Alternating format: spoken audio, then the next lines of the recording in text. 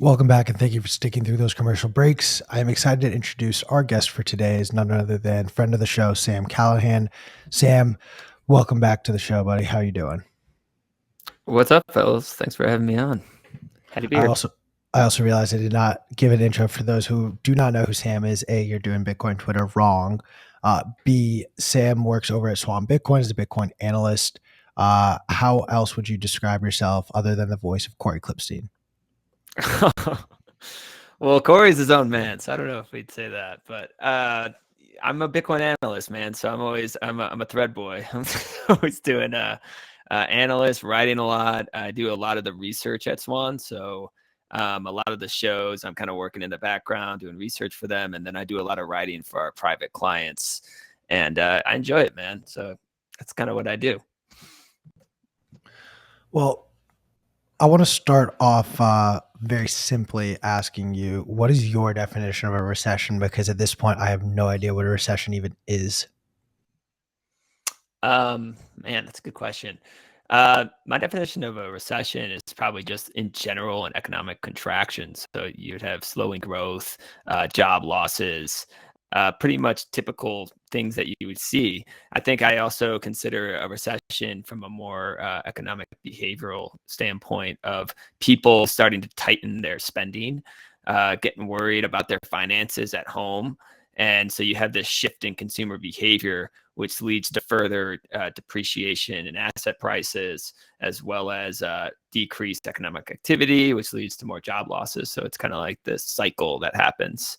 And so traditionally, it was 2 consecutive cycles of negative GDP growth, or 2 consecutive quarters, excuse me. But they just changed that on us. So I think it is important to look at multiple metrics when you're considering whether we're in an economic recession or not. But certainly growth is an important factor. And we are in currently, as traditionally defined, a economic contraction. So that's kind of what I would say. If only we can get you to maybe say this publicly so that the world can finally hear it. Who knows? Um, I want to. You brought up an excellent thread last week, and you bring up the jobs reports here. Can you talk a little bit about this thread? What you're paying attention to in jobs numbers? Like, what is the jobs report that you're paying attention to? Because there are so many different employment numbers that get thrown into our faces. Yeah, and I think that's actually the way to do it. I think you need to take like a holistic approach and look at all the different job metrics. Now, what you'll hear lately is the payrolls number that really beat a lot of estimations last Friday. It's what you're going to hear the White House talking about. It's what you're going to hear the Fed talking about because it was a really good number. But if you look at all of the different measures of employment, it shows a weaker labor market than maybe what the payrolls numbers suggest. And so when I look at the labor market and the data that comes from it, I look pretty deeply into how these numbers are derived. And so the thread was really looking at how the payrolls and the unemployment rate are measured and how they come to be. And they're really based on these surveys. And I think there's a lot of problems with how the data is derived and how the numbers are calculated. And it leaves a lot of leeway for these officials to do a lot of monkey business in the background to basically pump these numbers up when they want to, and also pump them down when they want to. And so it can be easily manipulated because of these adjustments to their statistical models that are really nebulous. And so that's kind of what I look at in the labor. We can go into more detail, but No, let's go down this rabbit hole if you'll entertain us. I mean, one of the things that I like to pay attention to is uh, the growth or loss of jobs in the retail sector, as well as white collar employment. And to me, seeing a decline in white collar employment while an increase in blue collar jobs, as well as retail and hospitality jobs, like that signals to me that there is a turnover and churn in employment that is driving wages lower and in turn bad for the economy. Am I crazy? What are your thoughts on just that dynamic there? no, I think that's right. I think you have to consider like who's actually on the ground doing a lot of the economic activity instead of pushing paper in these white collar jobs. Now, in terms of what's been going on lately, since March, there's been a huge divergence between a lot of these labor market metrics, and the payrolls has been indicating that jobs have been created every single month up and to the right, while as these other metrics like labor force participation rate or the household survey, which is another survey of unemployment, they're showing the opposite. They're showing basically flatlining and even decreases in jobs. And so these two metrics are both supposed to measure uh, employment within the economy, but they're coming out with completely different things. So basically, which one's telling the true story, right? And so when you look into these payrolls specifically, which it came out at 528,000 jobs were created last month.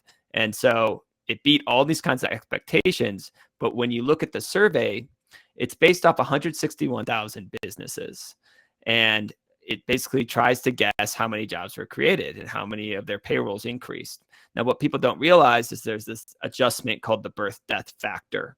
And the birth death factor tries to guess how many jobs were created or destroyed in the last 30 days by new businesses or businesses that closed. And the way it kind of guesstimates this is it looks at previous year's tax filings. And if you just think about how crazy that is because of how rapidly changing economic conditions are, they calculate this adjustment by looking at previous years and basically say, oh, okay, last June in 2021, we had this many jobs created by new businesses. So this year, it must be similar around that. And of course, they revise it later on when they actually get the corporate tax filings from this year. They usually revise it 9 months later. And so they'll come back and they'll revise the number back down to what was actually accurate at the time. But they use the forecast number now to pump the payrolls number up. And so this last adjustment of the birth death factor, which I would call complete bullshit, it was the sixth highest in the last 20 years. And the April one was the second highest adjustment in the last 20 years. And so we're led to believe that new businesses were created in the last 30 months in this macroeconomic environment, and 309,000 jobs were created from these new businesses that are completely phantom, made up, guessed by these statistical models, when in reality, we're seeing a lot different picture on the ground. We're seeing increased news of layoffs seemingly every day. And so when the data doesn't seem to match what your eyes and ears are hearing and seeing on the ground, you shouldn't question your instincts and your gut. You should question the quality of the data. And this adjustment, if you take out the 309,000 jobs that were created from this adjustment and added to the payrolls number, you would get a number much closer to the household number. And so all these people read this headline number and say, oh, it's great. We're not in a recession. Look at all these jobs. But they don't consider how these surveys are derived and how they're constructed and these questionable adjustments. And just one more thing about this birth death factor. In periods of where the business cycle is turning and we're kind of entering a recession, that's when this birth death factor is really doesn't capture what's actually happening, because it usually overestimates how many jobs are being created and underestimates how many businesses are going out of business. And so it typically overestimates the jobs when we're entering a recession. And this is historically what's been shown since it's been implemented some 20 years ago. And so that's kind of the big thing, is like very important to understand. Look past the headline number and understand that there's a lot of funny business going around with how these numbers are derived. And these officials can basically pull out these adjustments out of thin air and push the narrative that they want. And what they wanted to push was that the economy is not in a recession, that it's stronger as the Fed tries to navigate a soft landing. And so that's kind of what I was looking at in this thread.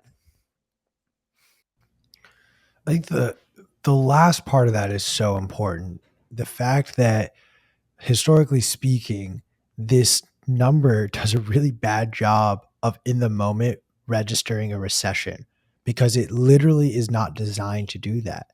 It would, in theory, if it was just, it will continue to progress higher because the economy looked like it was going higher until it eventually falls off. This is a whole year behind the curve. So this number feels almost irrelevant. And it's funny that this is something that they still propel forward to pay attention to. Um, what are like, can we talk a little bit just about the general unemployment number and like the initial jobless claims? Because we're starting to see some changes in those, but what is their relevance and importance, if any, in the work and research you're doing? Well, those are more concurrent, where that they get read every week, the initial jobless claims, and they bottom in March. And the last JOLTS job openings, which has been kind of creeping up over the last several months, it just came out in June, and it dropped off very steeply. So we're starting to see weakness there. And if we go back to that birth death factor for a second, like small business optimism and sentiment is currently at 48 years lows.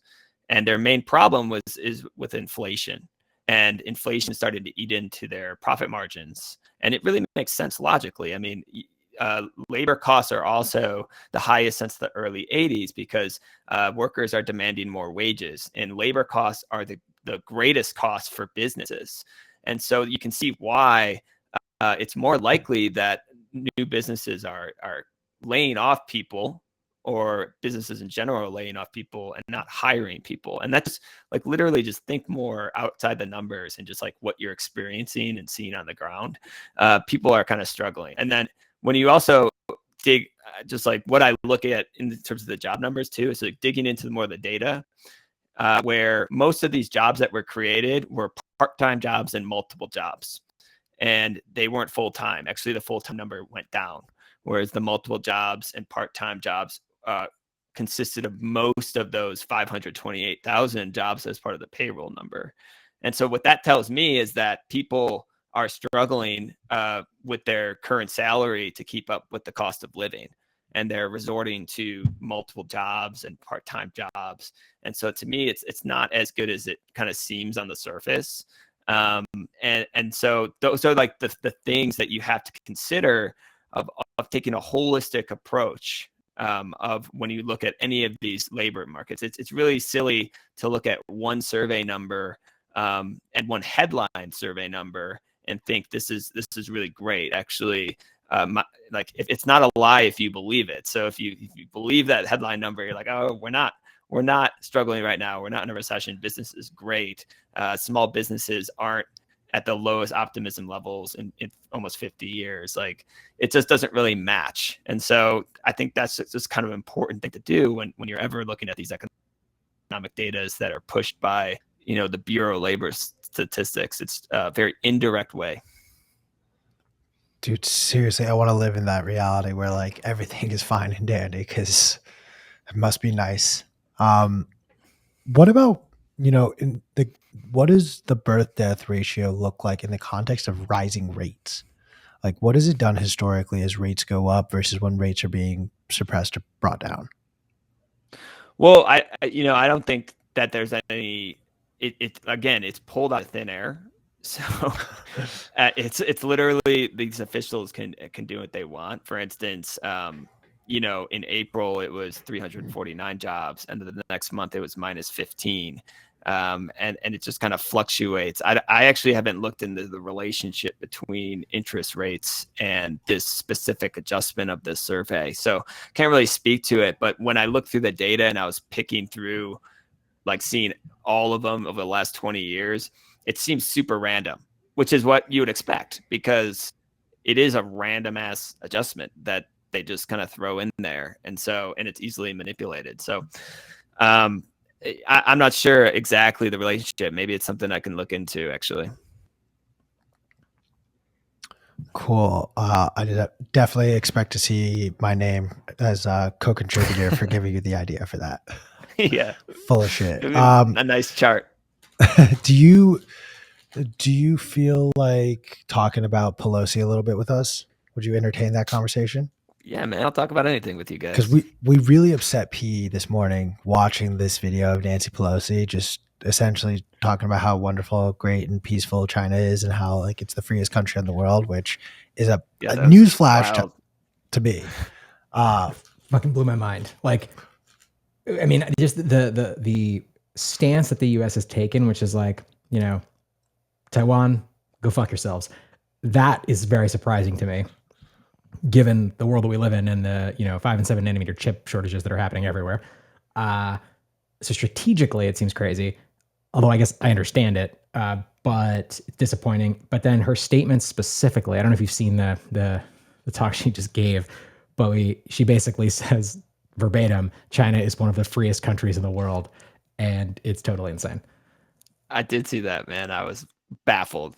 I was baffled by it. I mean, what can you say? I mean, we all know China and all the issues that in terms of freedom that they have there, they're basically just consistently surveilled and told what to do. Like I saw clips of what it's like in COVID there, where it's like you test and then you're just in this bubble and you can't go anywhere. It's like checkpoints everywhere you try to go in terms of public transportation. You got social credit system scoring.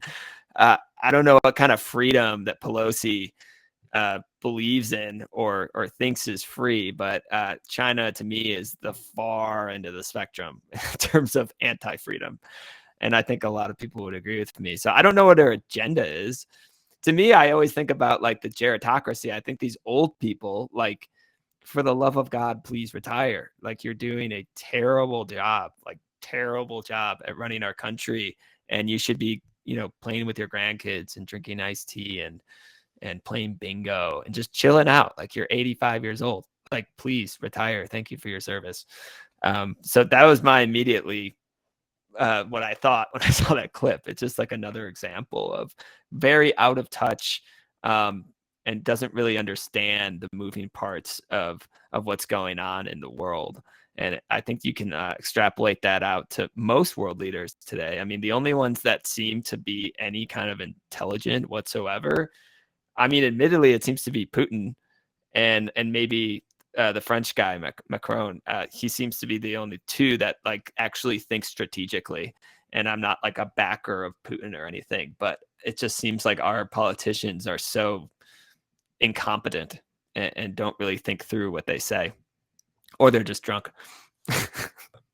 Why not both? Yeah. So I want to throw a number out at the two of you guys just to really paint a picture of the geriatrics that have way too much power. There are 166 million Americans who are under the age of 40. And Congress is made up in large part by people who are far, far, far older than the age of 40. In fact, it's about 95% are over the age of 40. Like, I'll give you the answer to the question I want to ask, but like term limits are the answer to how do we get them to like not spend a whole career in DC just getting rich on ourselves, but like any other ideas? How do we start this revolution? How do we get Nancy Pelosi to just go like kick rocks? And honestly, Mitch McConnell too, for that matter, like cut from the same cloth. Yeah. Term limits is the obvious answer. And I think what we need is, I think we need young people to get into office, to be honest with you. Young people who are intelligent, who would actually want to run for like a political position. I think we're going to have to like infiltrate in order to get those term limits. I think both of those would be really important.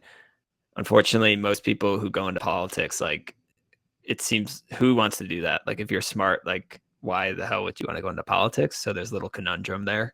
But I think more and more people are starting to understand the importance of that. And like, we can't just leave it up to these people who are incompetent, who are bought and corrupt to lead our nation and our democracy. So I think you're starting to see more interesting candidates come across. Starting to see things like, I don't support Andrew Yang, but they're creating a third party, which I'm all for. I think the two-party system is very flawed and leads to division. And so just the fact that that's happening, you see in a few Bitcoiners starting to run too, like Bruce Fenton is running and a few others. So I think you're going to start to see a shift in people being more proactive about, taking the reins and dictating policy, and hopefully some adults can come back into the political realm, because right now it's just a mess, right? So that's kind of my takeaway there.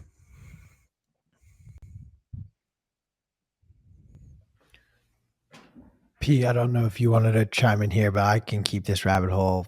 No, Go. let's go. I'm just enjoying. I'm ready to pounce as soon as something strikes me. But I'm gonna keep going down this rabbit hole for a second because, like, again, one thing that I've very loudly continued to pound this drum, and I will continue to do it, is I actually almost disagree in the notion that, like, it's not a good thing for Bitcoiners to necessarily run for public office.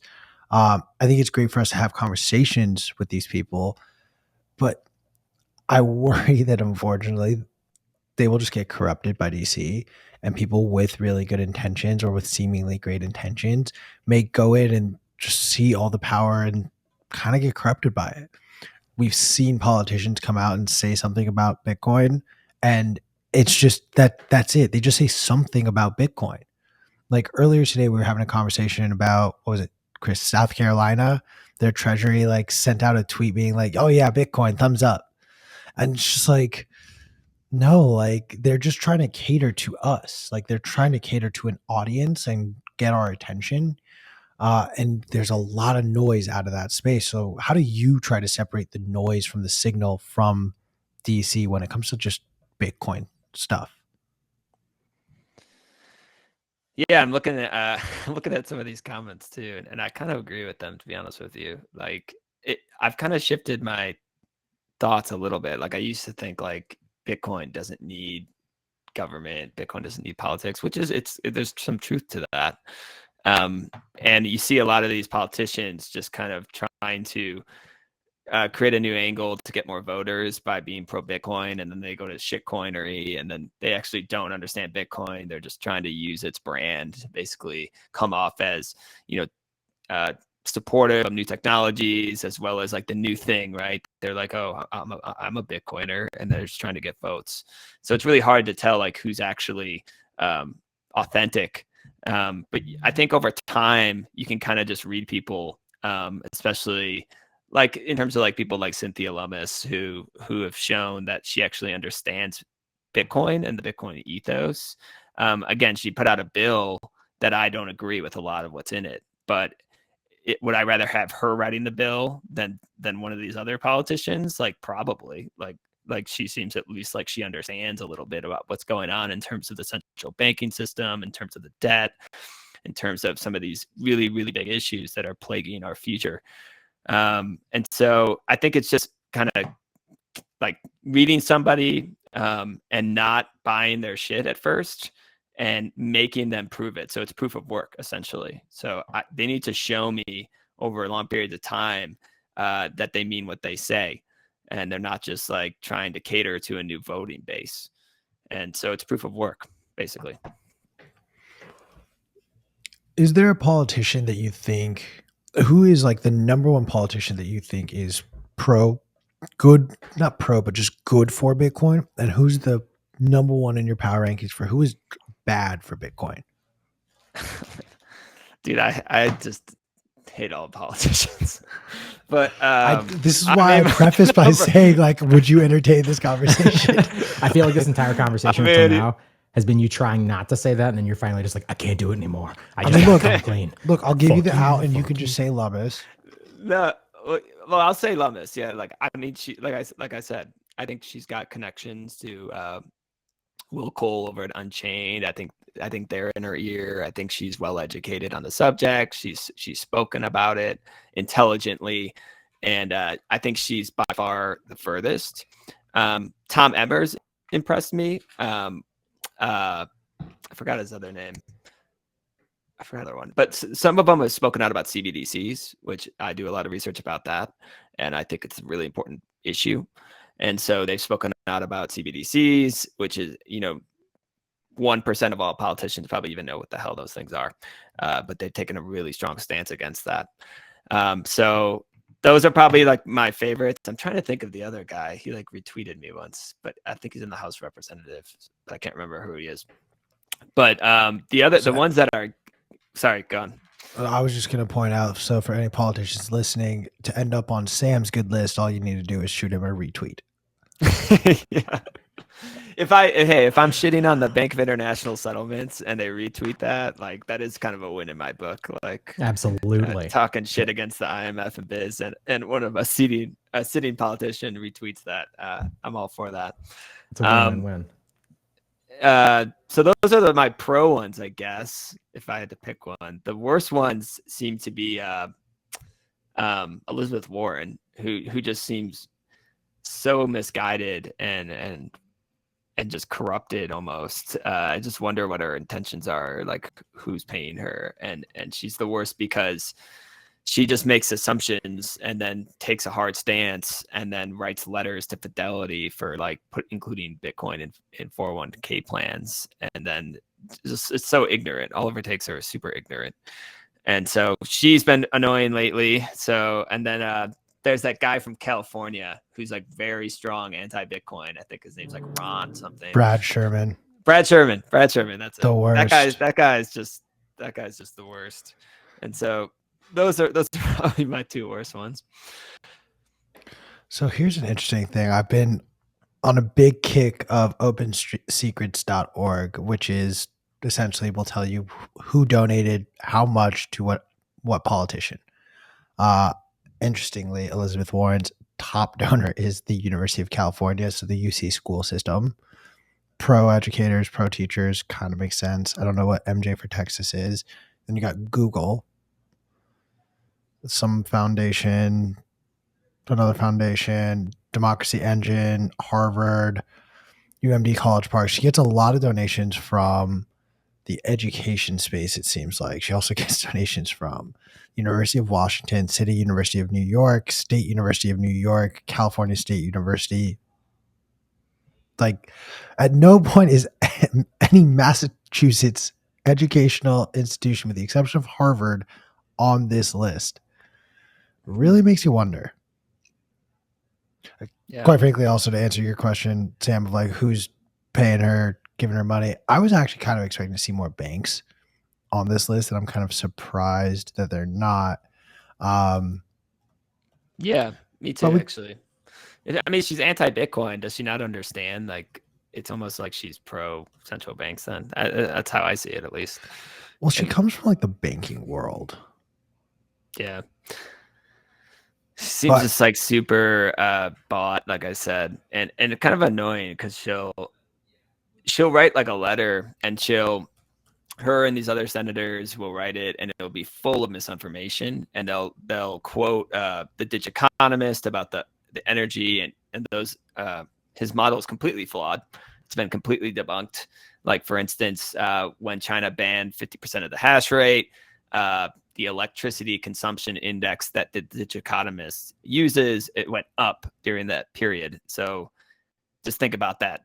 Like, that's how flawed that metric is.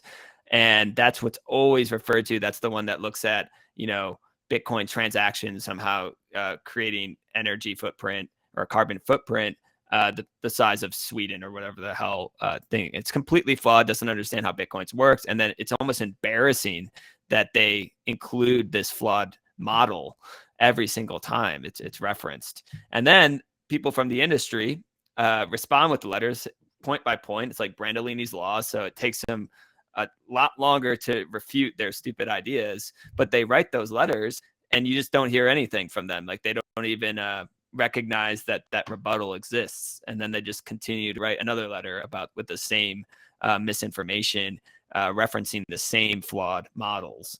And so that's when you think about, this isn't about truth. This is about agenda.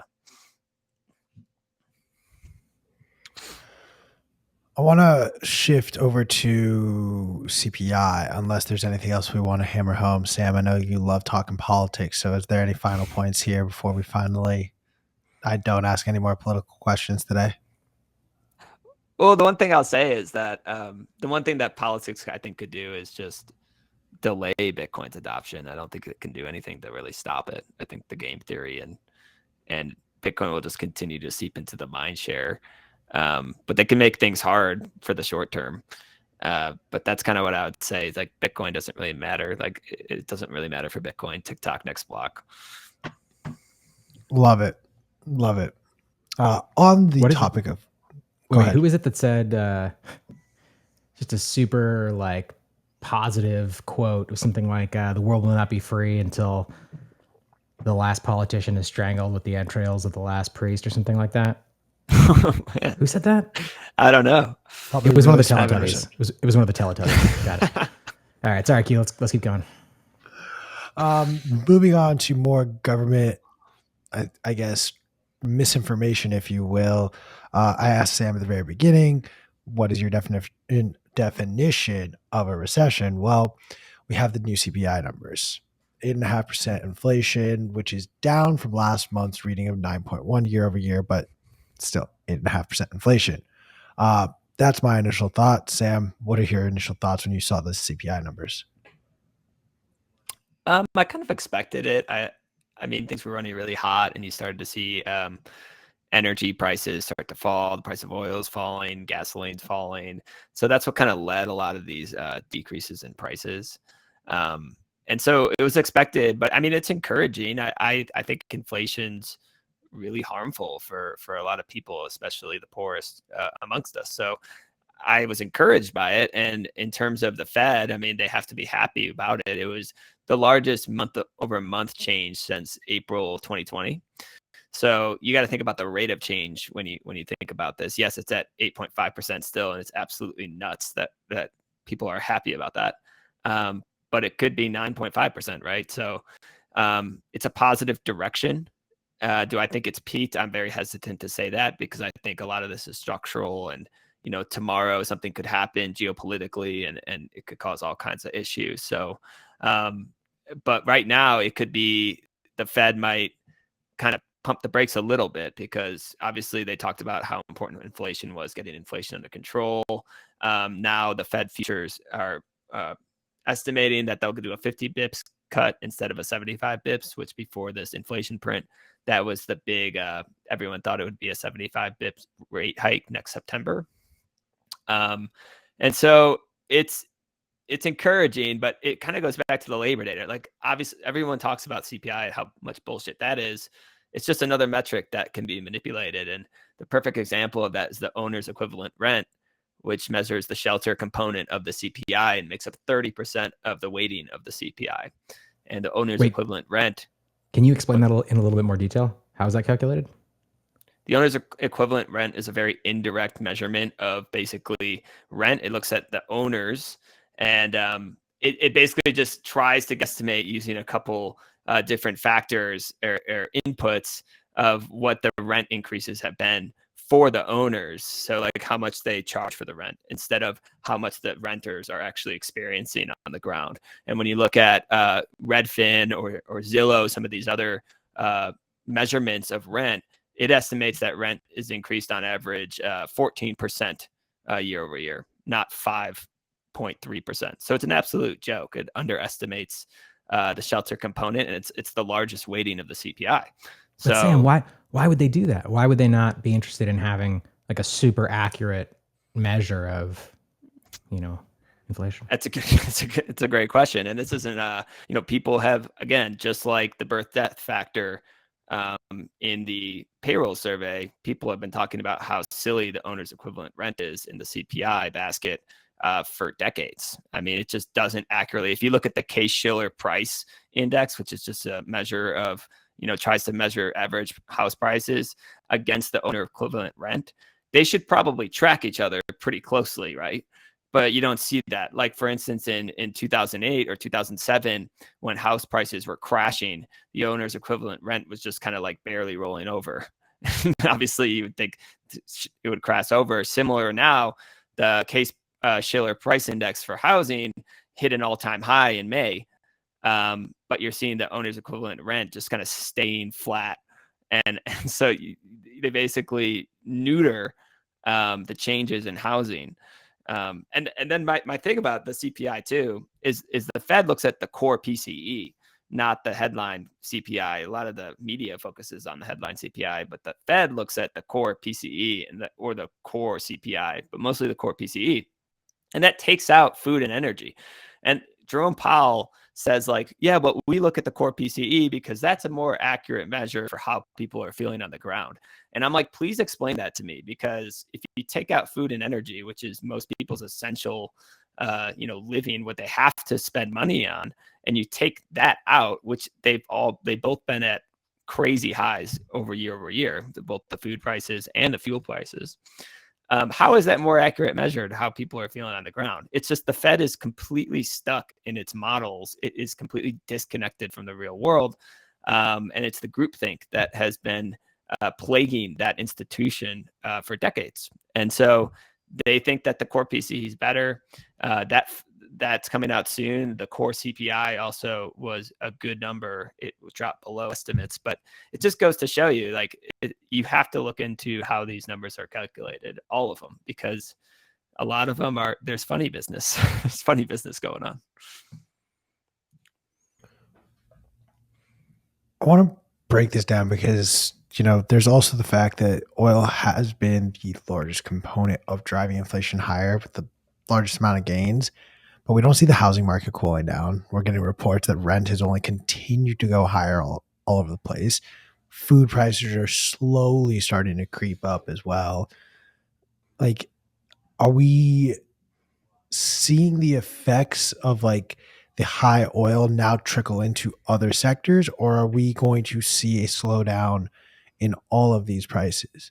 Because the only way we get deflation is not if we get 6% inflation reads next month. It's if we get negative inflation reads. Like, let me rephrase. Do you think getting to a point of deflation is realistic in the future for America? Oh yeah, I mean, you've seen that in the past. It could flip negative pretty quickly because, I think in markets it's just steps on the way up and escalators on the way down. Same thing can happen when you have a huge deflationary impulse. And you have to understand that, like, it's important to recognize that CPI is a backward-looking metric and oil is a leading metric, and as well as housing. Both are leading indicators.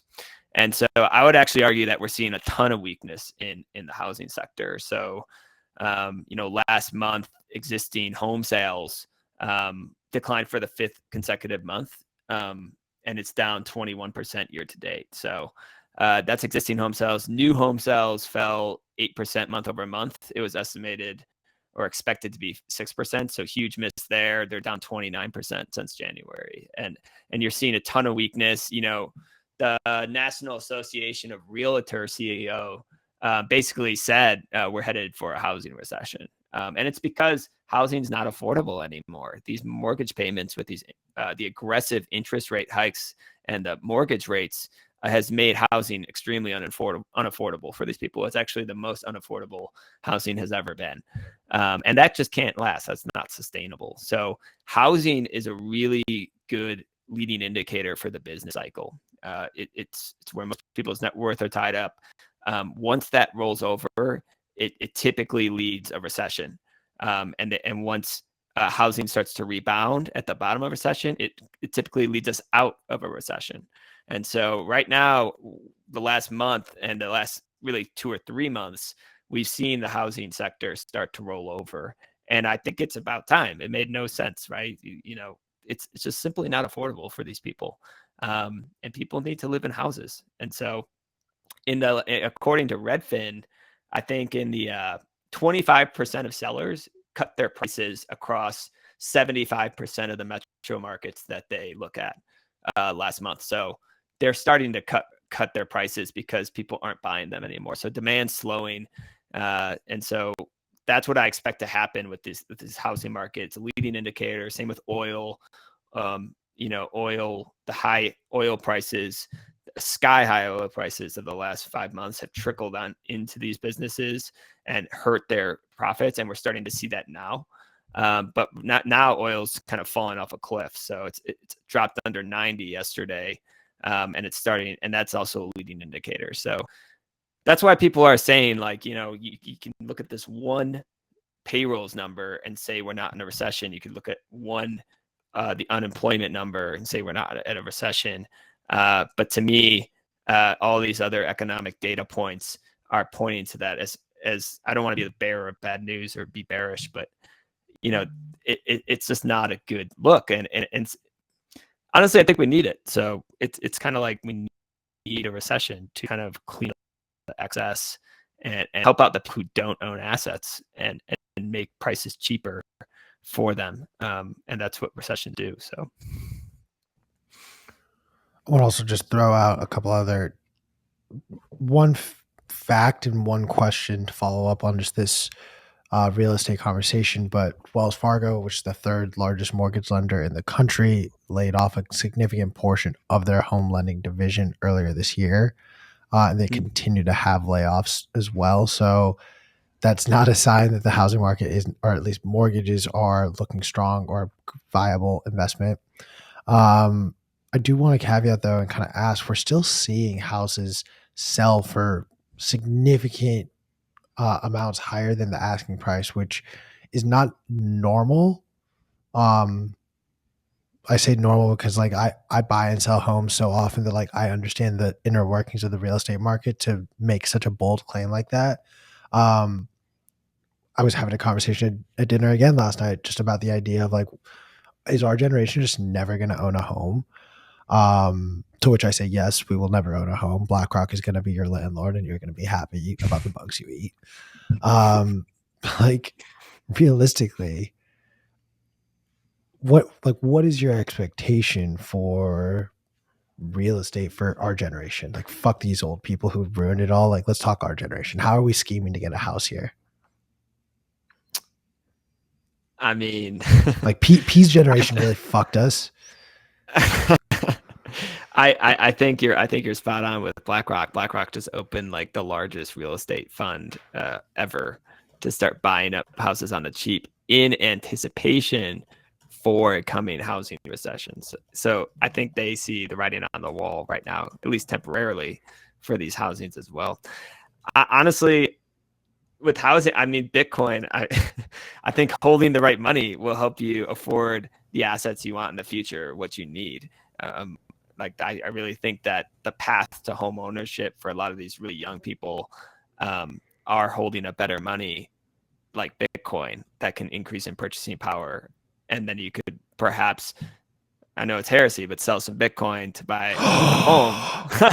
He did not. Yeah. Well, I guess you could take out a loan against the Bitcoin. Corey, come get your boy. Come get your mans. It is, real estate is kind of a shit coin sometimes.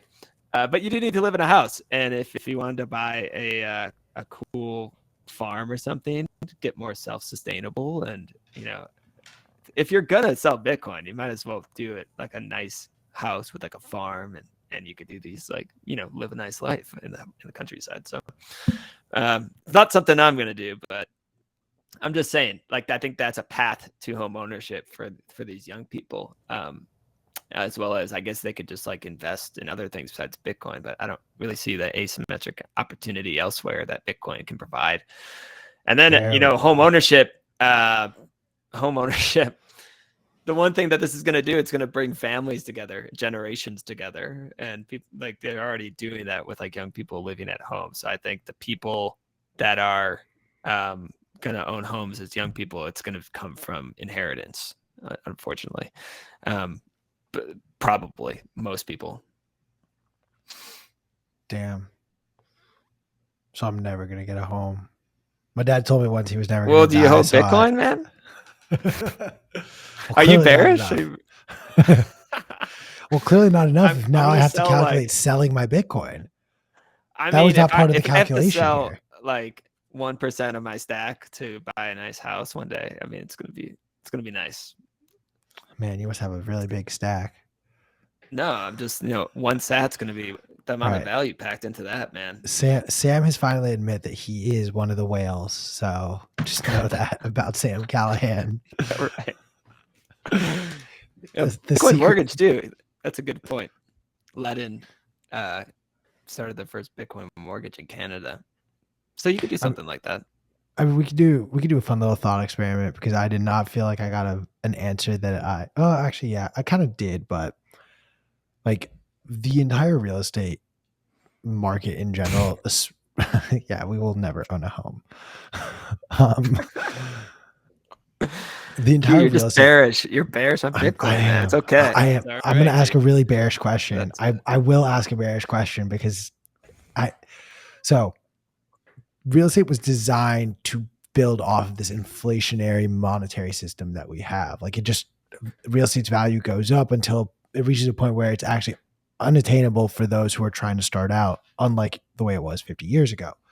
Why then, when we have these conversations around, well, eventually like all of the store of value money that's tied up in real estate will move over to Bitcoin. But that there has to be a good value proposition. So the value proposition, in my opinion, has to be the real estate market has turned into a deflationary market. How do we make something deflationary? Introduce technology into it. What are the two components of real estate? The land itself and the manufacturing building of the home. I know for certain the manufacturing side, that once 3D printing like really ramps up to the point where you have like livable things, like boom, you are manufacturing homes at a much faster pace than how long it took my dad to build the house that they live in now. The other side of that question though is how do we make land much, like how does technology and land mesh to then make land deflationary? The idea that was brought up to me by CK was the fact that technology can and should make inhabitable land more desirable and habitable. I don't know. I'm trying to throw out some words that I don't really use, so fumble it a little bit. What are other ways, in your opinions, that we can create deflation in real estate? Because that's the only way we get to that point where Bitcoin is absorbing the store of value money. You're not, if you own one house, you don't care if the value of the house goes down. If you're able to afford that mortgage rate, you're going to keep paying it. You're not going to go park that money elsewhere. But it's those families that have 2, 3 people who have 8, 9 different properties. If the value proposition is no longer there where, hey, if I just hold this for 20 years, it'll go up, that may not be the case. Where's the next thing to go? Bitcoin. So how do we get there? I've kind of presented to the two of you. Yeah, it's well, first I the 3D printing houses, yeah, that's really interesting idea. I feel so bad really for my dad who's a thought contractor. about Like that. that's his career. Yeah, just No, think no, about wait, these like wait. huge 3D printing. Yeah, I mean, that's I think cool. it will be an important part of it, but I think we're a long, long way off from Totally. having like Totally. robots that can descend. I mean, like, and the I feel like if that was going to be the case, we would still be like everybody would be living in like what are they? Not is it mobile homes? Like the things you just sort of like partition out. Like that'll be the first iterations of it. Like you see all these like smaller homes, like Elon Musk touting, like, oh yeah, I live in this like box that I can just like pay $5 million to move to wherever I want. Like you should just own one of these types of boxes too. Like that will be the first iteration of, oh, this one was built by a 3D printer. Like, It oh, does we sound created kind a of whole fiat. Sounds super fine. fiat. Like, Also, remember like the saw architecture, the beauty. Is everyone just in these like stupid boxes and it looks like wait. shit? I mean, let's be real though.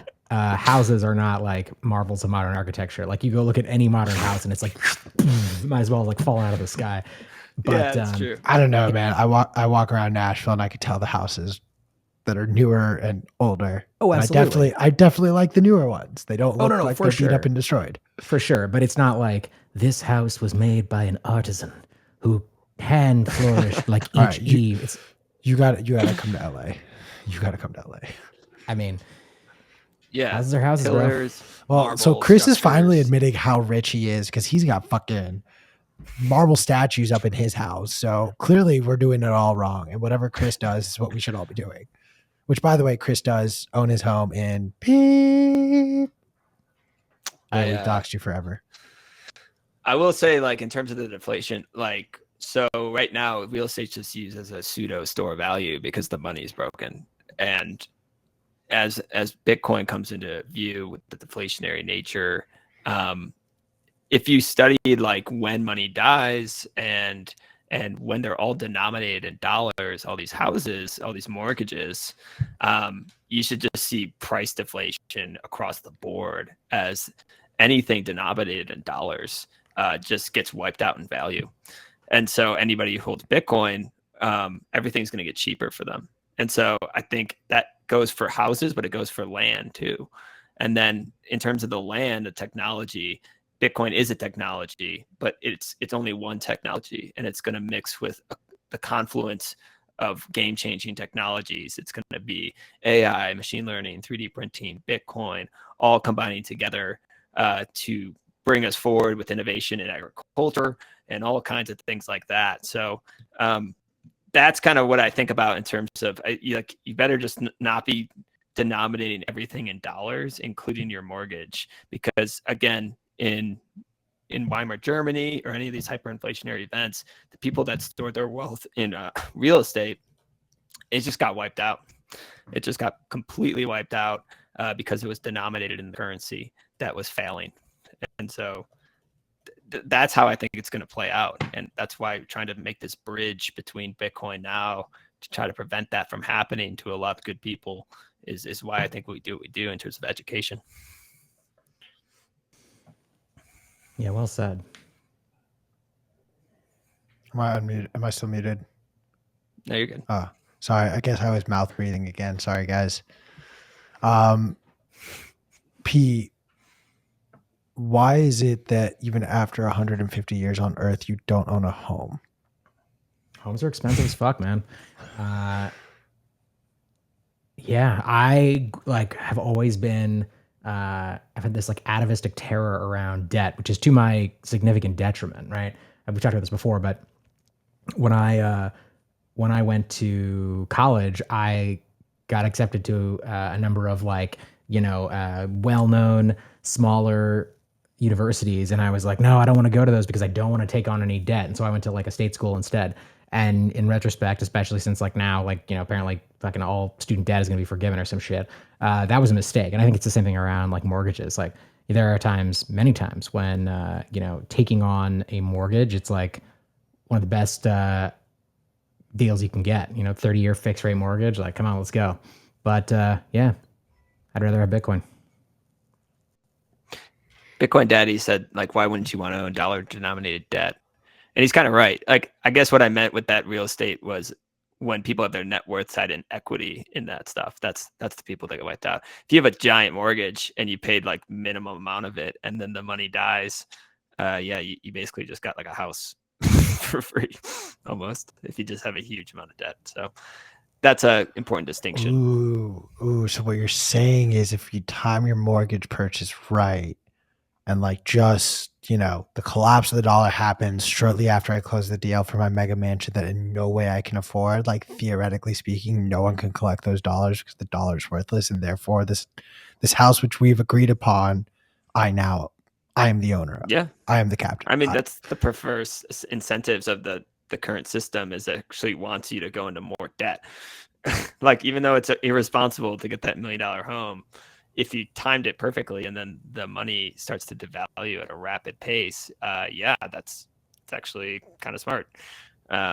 It's the same thing why it's not smart to pay off your student loans, really, even though it's the responsible thing to do historically. Yes. Thank you. Someone gets it. Well, it's the right thing to do historically. I'm not saying everyone's unique, so just do whatever you want to do in terms of your own risk tolerance and stuff like that. But at the current inflation rate and where the dollar is likely headed, it's kind of silly to spend all your, disposable income and just put it towards paying down this massive debt that's likely going to get cheaper over time because of the dynamics of just the system. And that's the perverse system, because it should reward you for doing the right thing and paying back your debts. That's just what, if I lent you $100, Q, or whatever, it should reward me for paying you off sooner. I'm that's the right thing to do, pay back what you borrowed. But now it's the opposite. So yeah, it's a good point too. Credit score goes down when you pay it off quickly. But yeah, anyway, that's how I see those things. Cool. I'm gonna quickly scheme how to continue to further destroy the fiat debt cycle by taking full advantage of it while it exists, which I think, quite frankly, everyone should be doing. I actually think if everyone aped in and really pushed the limits of this fiat debt system to the outer bounds, it would implode upon itself. Shut up. Go away, Chris. Go away. Chris, our producer, is putting in the chat, go back to college, Q, and just buy Bitcoin instead. dude. He's not wrong. He's not wrong. Sam, I want to ask, shifting topic slightly, I like to ask everyone, like, what are areas of Bitcoin that you are particularly excited about? What are some of the technological, cultural, educational resources that you are, that have got you excited right now? Usually what gets me really excited always is just how having a money that you can save on the second and third order effects of what that means for society, to be able to save money and invest and not feel like you're on a hamster wheel and you have to be not only make the money through working, but then maintain the money by investing it correctly to fight inflation. What that means is that if you have a money that you can save in, you can start to focus your attention elsewhere and not have to worry about it being devalued.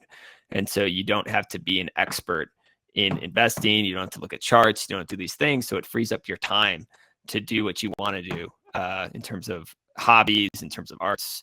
Like I do see this scenario that it's long time down the road where Bitcoin will kind of bring in this Renaissance era, where people are more focused, and similar to the Renaissance period before when they had a stable form of money, it kind of allowed that to happen. And so to think about what that would look like with the technology we have as well, that gets me really excited from just like a more big picture thing.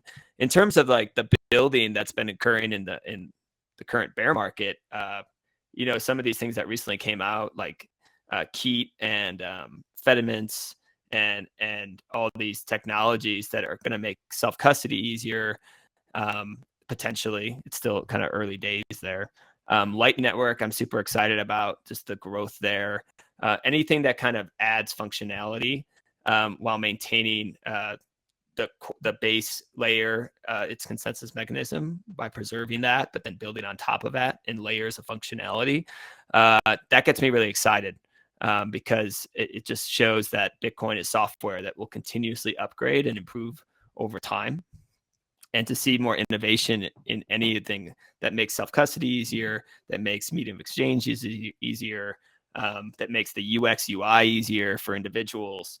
That's the stuff that gets me excited. And I think it's what you should be focusing on instead of just looking at the price, because it's quite on the edge of technological innovation, I think. So.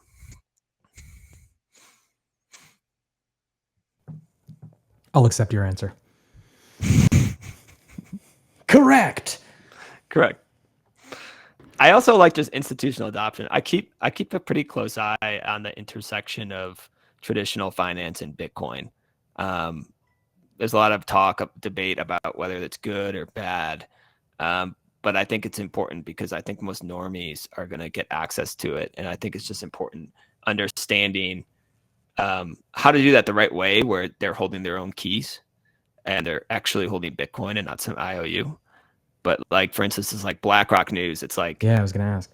It's like, obviously BlackRock being the largest asset manager, it's a big win for Bitcoin in terms of it probably won't get banned by the government because the BlackRock just controls the government, I feel like, and regulators. And so from that standpoint, it's good, but it's not real Bitcoin. It's just an IOU. And so from that standpoint, it's not that great. And it could lead to externalities where you're cheering it on now, and then 5 years down the road, you're like, oh, that actually was pretty bad development. And so I keep a really close eye on the intersection and adoption of things like that as well. Yeah, I mean, I think the ship of, or the idea that the government will like ban Bitcoin, I think that has sailed long ago, to be honest. But I think that the risk is this continued sort of capture of Bitcoin. Like this regulatory capture, the KYC capture, and so I see that being the kind of potential dark path that we have to resist. And I think speaking to what you just said, I think the most important thing is that we are creating educational tools and encouraging people to understand why it is important to custody their own Bitcoin. And I imagine places like BlackRock are going to, and Coinbase are, for very obvious reasons, are going to actively disincentivize that kind of learning and behavior. It's one of the things I think is interesting about Swan is that this one's great Yes. about forcing people to understand that, or as they're ready to. Yeah, and we try to just push people to self-custody, I mean, all the time if we can. It's literally half of our education is just trying to push people to that, because I think people are kind of afraid. But I see people saying like "fuck banks" and all those things, and I kind of understand the sentiment. But Bitcoin's for enemies, man, and it's happening whether you like it or not. And NYDIG's onboarding 1,000 credit unions and banks and allowing their technology. They're building the technology infrastructure to allow these banks to provide Bitcoin exposure directly into their banks. And so this is happening whether Bitcoiners like it or not. It's just a matter of education and trying to make sure that people understand what they own and what kind of Bitcoin they own, because obviously there's a big difference between owning real spot Bitcoin and holding your own private keys, and then owning these like pseudo fake IOU Bitcoins. Yeah, that's one of the hardest things I find to explain to people, because people are so used to everything already being an IOU. They're like, well, I mean, I have stocks. I'm like, no. You don't own those stocks. You don't own those equities. It's an IOU for the stock. And with, when you try to explain to people the idea that with Bitcoin, you can take full custody of it, that can be a challenge sometimes. But I feel like with things like Celsius, it becomes easier to frame it in a way that people get. Most people are shocked that, places like Celsius and have gone up, and then you just can't get your assets anymore. They're like, but this is America. And it's like, no, you signed on the dotted line. You should have read more carefully. This is what it means. Yeah, Bitcoin maxis for being all toxic for a reason, I guess. I think that's an important point with stocks and the IOUs too, because that's actually with real estate as well. We talked about real estate before. It's a big difference between owning Bitcoin and real estate, because you kind of don't really own the real estate. You own a deed given to you by the government, and it's a highly illiquid asset. Whereas Bitcoin, I feel totally comfortable having my net worth in my head with 12 words that I actually own. And same thing with stocks. Like you said, you just own an IOU to a brokerage who owns an IOU to the DTCC. You're in this like chain of ownership, and you're way at the bottom. Whereas Bitcoin, you actually own it. And it's actually what makes Bitcoin so important. And the final bearer instrument, yeah, Kessler said it. So that's a huge difference between real estate and why people, I think, say Bitcoin's or real estate's a shitcoin. Because again, when you read through these really troubling times in history, when currencies fail, real estate doesn't really work that well in that environment, especially if you own land. If you own actually productive land, it typically gets taken over by the government, especially if there's some kind of food crisis. Because they basically just take it over and say, hey, we have a food crisis. We don't care that you own this farm. We're going to take it over. We'll buy it from you, quote unquote, even if you don't like it. And there's nothing you can really do about that because it's illiquid. It's not like you can pick up your house and move it or move the land. And so, important distinction. It's one of those ones where, again, people in the West don't really think about it. People in hard emerging market economies instantly understand this stuff because they've lived through it. I want to explore. We talk a lot on this show. Mind you, nothing we have said is financial advice. Yes, I did tell you to go rob a bank if you're under 18 naked. That is not financial advice, but and none of what we have said or will say should be construed as such. The Bitcoin IOUs, super important. All that reads like is fractional reserve banking has entered has existed within the Bitcoin exchange system, and it's not some new phenomenon. I'm curious both of your thoughts. Like, is this a necessary evil?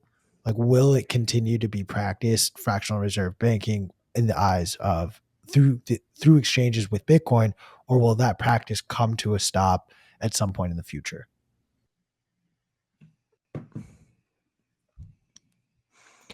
Can you repeat the question? Sorry. Sorry, Q. Like, do you think? I'll back it up a little bit. So I think that I fully believe that if everyone went on all exchanges right now to withdraw Bitcoin, there is not enough Bitcoin in circulation, and that some people are going to get rugged because there are too many Bitcoin IOUs out there. because of fractional reserve banking. Do you think that this is a system that's going to continue to exist within the Bitcoin ecosystem, or will eventually it have to stop after one too many rug pulls? I think, I mean, it should stop. I mean, it depends how much pain a lot of people need to learn the hard way, unfortunately. Like, you could try to educate them, you can try to say all these things and warn them. But I think a lot of people are just going to have to learn the hard way. And so I think you'll have waves of this, of people learning and people learning and people learning. Maybe one day people will get it. I think there's incentive from the incumbents to want a big IOU system to basically potentially be able to manipulate the Bitcoin price easier. Now, I think there's differences between Bitcoin and gold, because this is what happened to gold, right? The IOU market became so large, and it kind of suppresses the spot market. And I think Bitcoin, the fact that you can take self-custody of it so easily, as well as its volatility, makes it extremely difficult to short Bitcoin with cash settled futures contracts. And so it makes it really dangerous to try to suppress the price of Bitcoin. Can shoot up and blow these positions out, whereas gold is a lot less volatile. So it's more easier to do that with an IOU market. And so I think over time, there's going to be this dynamic where there's going to be incumbents that are trying to push these IOU Bitcoins, these fake Bitcoin. But we'll see if retail and people over time, as they keep getting burned and burned and burned, will start to value self-ownership and taking ownership of their private keys more and more. So I'm kind of optimistic. I think people will start to understand this, because it's really a reflection of the environment they're in. It's a product of the environment of, if we continue to get more financial warfare and censorship and seizures against the citizens of sovereign nations, kind of like what we saw in Canada, more and more people are going to wake up to the value proposition of holding your own keys. And so I do think that over time, just because I think the traditional financial system will be more aggressive towards individuals, I think more and more people will get it. And so that's my hope, at least. It's fair. I hope to be the general manager of the Los Angeles Lakers one day too. So I hope that comes true. I'll be the Bulls. My Bulls will take the Lakers, dude. Oh, I'll see you in the finals, my friend, just in like 40 years. Yeah.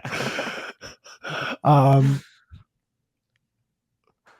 going to play the contrarian bastard, as Anthony Scaramucci famously called me, but like, I don't buy that, Sam. I think there's a little bit of naivety to believe that every single person is going to understand, want, and like put in the work to actually self-custody. And I think that there will be opportunities for different services, no different than Swans, and others that we're not even thinking about yet, that will come up to say, like, actually, let me hold it on your behalf. And they could be legit services like Unchained, or they could be pure scams like Celsius. Like, I don't see those offerings going away. So I actually think there's going to be this moment or window of opportunity. What is it on those businesses, no different than Swan or Unchained, when they are going to offer clients the opportunity to hold their Bitcoin on their behalf? Like, what is it on? And I'm not trying to get you in trouble with Swan to like say anything right or wrong here, more from the lens of like, what is your responsibility as a business in that situation where people are entrusting you to be sort of the de facto self-custody person in this scenario? Well, I think the first thing is education. So it's not the best way to do it, right? So I mean, it's not ideal for anybody or any trusted third party, as well intentioned as they are. There's risks, and so you shouldn't trust anybody with your Bitcoin. So the first thing is education, and just being very, very clear about that. Now, if somebody's like, no, I do not want it, like, I don't care what you say, blah blah blah, what you can do is obviously not rehypothecate the funds, don't do anything with the funds, don't even allow yourself access to the funds. And so Swan has like zero access to it. It's held in a trust under their name. And so they have legal rights to the actual spot Bitcoin. And there's no funny business going on behind the scenes like some of these other firms. And then there's also just like making sure that you have the security that you can possibly offer for your clients. And so it's really about like, it's making sure that they understand like, okay, we get it. Like you don't want the hassle of taking your own keys. You don't want to take that risk. But that's wrong. Like you should take it. You should not trust us with it. But if they insist on it, then we have to provide them with the top of the line security and then protect their Bitcoin from everybody else, like including ourselves. So giving them legal access or rights to it and all these like other things and protections in place to protect their sats essentially. But I think Q, like, I think we can't even begin to think about what self-custody is going to look like in the years to come. Like, I think it's going to, I believe that innovation is going to keep growing and that it's going to be so much easier to take your self-custody or Bitcoin in the future. I think right now we're in this period of the early days of tough UI. And I think it'll be very, very easy in the future. At least I hope so. So that's kind of like a pushback to your comment about the naivety. Like we don't know what it's going to look like. We don't know 15 years, 20 years, what these tools are going to look like on Bitcoin or with Bitcoin, with self-custody, what companies are going to exist. It might be look back and be insane to think about even like multi-sig, like, oh my God, I can't believe we did that because there's so much better tools in the future that we can't even fathom right now. I totally agree with that. That's why I'm very careful to say something like everyone won't self-custody, because I kind of feel like that's that same argument where people try to say like, oh, everyone's not going to run their own node. Yeah, well, you know what? Someone also said everyone's not going to route the internet through their home one day, or not everyone's going to have electricity in their homes. So I'm careful to not say like, oh, they're not going to go for the technology, but I think there is an inherent laziness in our society where if there's an offering where it's like, oh, I don't have to memorize 12 words, sure, why not? Like it's going to make my life easier. Yeah, no, I hear that. I hear that. It's hard to think about the future, what it's going to look like. I hope it's easier though. I think it's an important thing to improve upon. This is why, like, I'm still reading about it, but like Fediment's, it's just like another example of innovation occurring in the custody space. Like, who knows if that's the thing or if that's going to play out the way people think it is, but it could make things a lot easier and just offer a different option for people that's a little better than just like trusted third parties. So we have some breaking news right now, but Bitcoin has solved a problem in the world. P, if you'd like to share. Yeah, absolutely. The city is mowing the grass like directly outside my window, and in the private chat, I asked like, "Does Bitcoin fix this?" And the answer was maybe. We took my mic off mute, and you guys can't apparently hear it. So, as I said privately to Q, thank you for airing our dirty laundry. Bitcoin really can fix anything. As I said, the wealthy benefactor P, Bitcoin fixes this. When you give someone 100 Bitcoin to shut up, they'll shut up. So that worked. Bitcoin fixed it. I don't understand the entire premise we just went through, but I'm going to take it. I'm trying to start a thing where you're just a wealthy benefactor. Great. Yeah, why not? Why not? I mean, dog food over here, and I just do it for the shits and giggles. Sam, one of the things that I think is really interesting about Bitcoin is, of course, we all come to Bitcoin from very different perspectives. And a lot of the things that we explore and do outside of Bitcoin tend to inform our experience of and understanding of Bitcoin, even though it might seem at first glance like they would have nothing to do with each other. I'm curious. For me, I one of the things I studied was biology, and so I really kind of get obsessed with like biological systems and feedback and feedback loops and things like that. And I find that applies in many ways where it affects my thinking on Bitcoin. I'm curious, what are some of the things that you're interested in that have affected your thinking on Bitcoin as you're, going through and doing your analysis for Swan? Yeah, so I studied biology too. So I would actually say the same thing. I was a biology and physics major, and I studied anatomy, and I have a doctorate in physical therapy. So No I did shit. All right. yeah. So I did a lot of understanding the same thing, just complex systems and feedback loops. And so when I came across Bitcoin, it just made a lot of sense to me as something that it's like people call it like an organism because it's like steady. There's like a process to it, and it reminded me of like a cell, like a mitochondria, and like all these things that I learned about in biology. But that was part of it for sure. I think like my studying of the traditional financial set, like on my free time, like I just like understood immediately that Bitcoin was the solution because I had studied the problem very deeply. And so that was a huge part. Like I just immediately knew that my money that had an absolute scarcity, that couldn't be manipulated and couldn't be censored, and that acted outside the traditional financial system. Like I understood how important that was because I had studied the central banking system for years before that. So yeah, like everything you think about, like how you come to Bitcoin and how it's funny. Like I've also had this like rebellious streak my whole life of not accepting what I was told. And just like when I question things in class or always kind of try to think differently.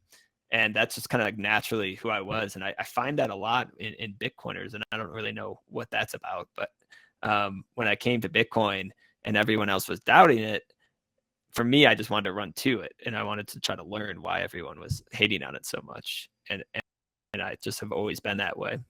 So same thing when I was in business, because I was actually a business major, and I left business to go to biology because I was questioning the Keynesianism so much, and I didn't know about Austrian economics at the time, but my professors just hated me because I kept asking them questions about how stupid these like Keynesian principles were, and they didn't really have good answers for me. And so then I left because I was like, this is bullshit. Like this business classes are bullshit. I don't really understand. And biology made sense to me, and physics made sense to me because physics is truth. Like you can't fake gravity, and I see that a lot of similarities between physics and biology and Bitcoin. So it's like my friend Brandon Quittem, like I saw Bitcoin's a living organism. So maybe I'm just influenced by Brandon too. We're pretty close at Swan. I love it. I love it. So as we wind down, Sam, we talked about a lot of things that we wanted to talk about. We talked about a lot of things that you did not want to talk about. And I appreciate you, as always, for entertaining my rambling tangents of a mad scientist. But is there anything that we didn't get a chance to touch on today that you're like, yo, let's talk about this for a little bit? Well, the thing that I've been focusing on in my writing has been the euro. Um, the euro is a shit coin. Like I just can't even tell you what problem that currency is right now. And I really went into a deep dive into the history of the euro, similarities between now and the European debt crisis of 2012. And right now, man, they that's the second largest currency by trading volume, as well as central bank foreign currency reserves. And it's in a really precarious situation right now. And you have to think about Bitcoin. Bitcoin's competition isn't Ethereum. It's not these other cryptocurrencies. To me, it's fiat currencies and um, the main money that's used around the world. And so euro is the second largest one. And I just can't even tell you like what a problem it is. And it's going to be, I think it's going to be devalued again. I think there's nothing they can do to stop the money printers from going burr over there. And we're talking about a monetary union of 19 nations that are at risk of fragmenting if they don't really toe the line and walk on a balance rope to try to figure this thing out. And so that's the one area that we didn't touch on that I've been pretty passionate about reading into.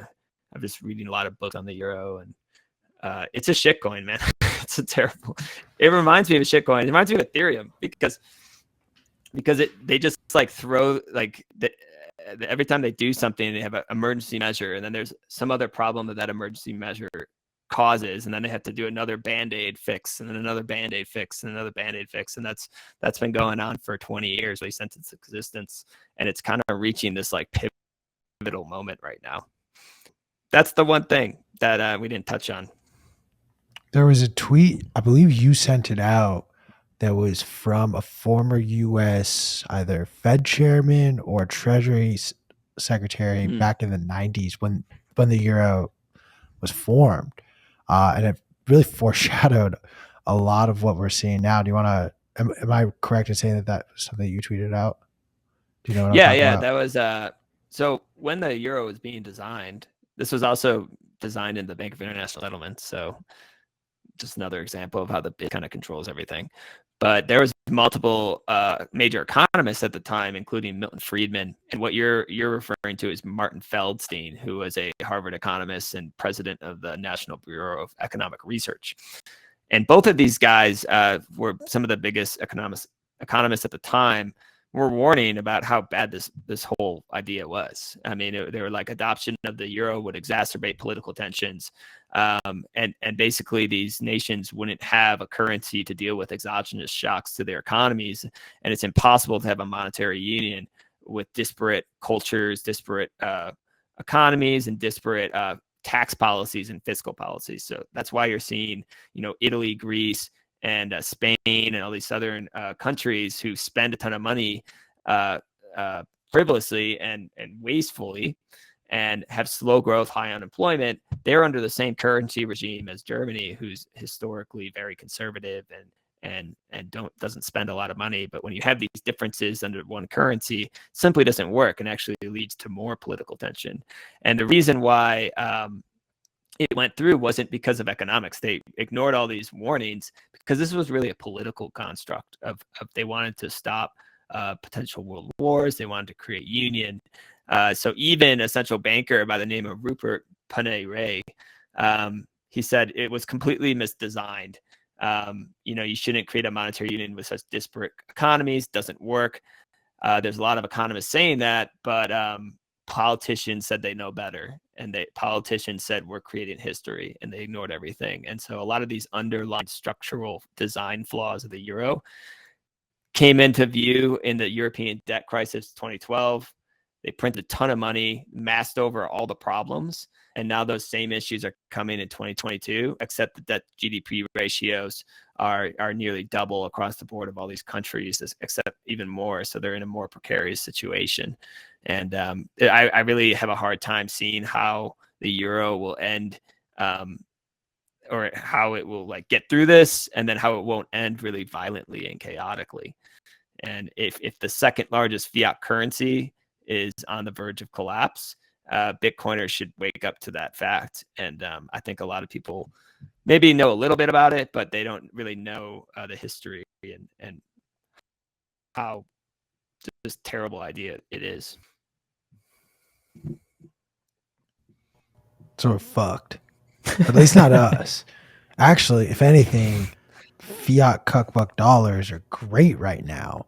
So plan your trip to Europe by buying a ticket to Bitcoin Amsterdam. Use promo code BMLive and get 10% off. I have that no was a cool shame. commercial, by the way. I like that. Yeah. He's been trying to do that for weeks. But waiting for one guest to bring up Europe. I can't do it genuinely. So thank you, Sam. I've been waiting for a long time. Yeah, there you go, man. Yeah, man. Yeah, thank you so much for honestly, joining us. This is awesome. That's where you should advertise Bitcoin is Europe. They're gonna need it. Sam, let's hand it off to you for like where can people stay up to date with your thoughts? How can they know where you're writing? And what is Corey Klippstein's LinkedIn status for tonight going to be? Yeah, they can follow me on the Swan blog. And so I write I do a lot of the newsletters. So you can subscribe to our monthly newsletter at Swan. I kind of help out with that. Daily Bitcoiner, help Corey with that. You could talk about, you can go look at the blog where I just kind of post random blogs sometimes. as well as Twitter. So I'm at Sam Calla, SamCallah. I'll probably be publishing my pretty big deep dive into the euro probably like next week or something like that. So if you're interested in kind of hearing that, keep an eye out. I'll post it on Twitter and kind of see if you'll enjoy that. But yeah, man, just really appreciate coming on here. Check out swan.com, my shameless shill. I think it's a good place to dollar cost average, set up Bitcoin savings plans, and just make sure you're stacking sats during this bear market. This is the time where you can get really good long-term entry points. So that's what I'll leave with. Absolutely. And last thing I'll say is like and subscribe Bitcoin Magazine YouTube channel. All the people that are currently talking to you right now, starting with Sam Callahan. Lots of signal, no noise. My friends, we'll see you tomorrow. Thanks, fellas. I'll catch you around. If you're in Nashville, come to the meetup tonight. Yes. I'm not. Are you guys going to be in Bitbot Boom? I will not be. I will be. Oh, that's sad. All right, cool. I'll see you, P. Q, Yeah. you're a loser. Heard that one before. I love you, brother. All right. Adios. Thanks, guys.